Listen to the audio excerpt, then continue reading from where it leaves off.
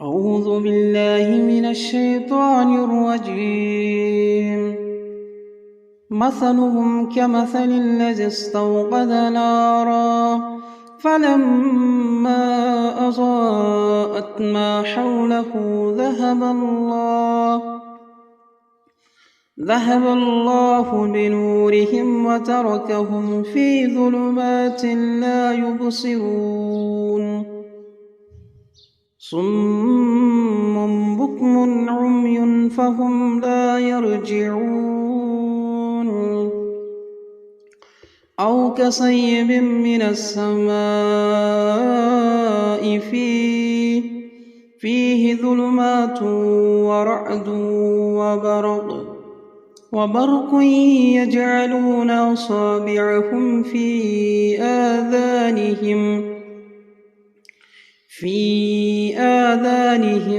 من الصواعق حذر الموت والله محيط بالكافرين يكاد البرق يخطف أبصارهم كلما أضاء لهم مشوا فيه وإذا أظلم عليهم قاموا ولو شاء الله لذهب بسمعهم وأبصارهم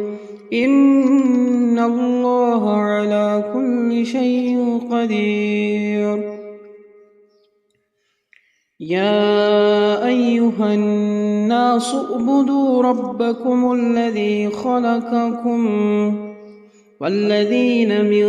قبلكم لعلكم تتقون الذي جعل لكم الأرض فراشا والسماء بناء وأنزل من السماء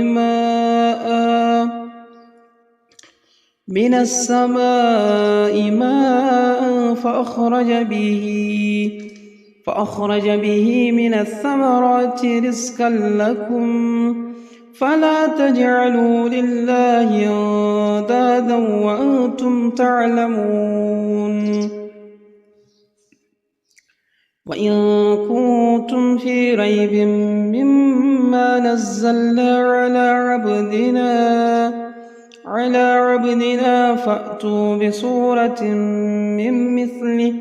وادعوا شهداءكم من دون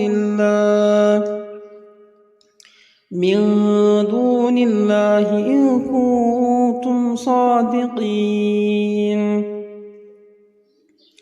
فإن لم تفعلوا ولن تفعلوا فاتقوا النار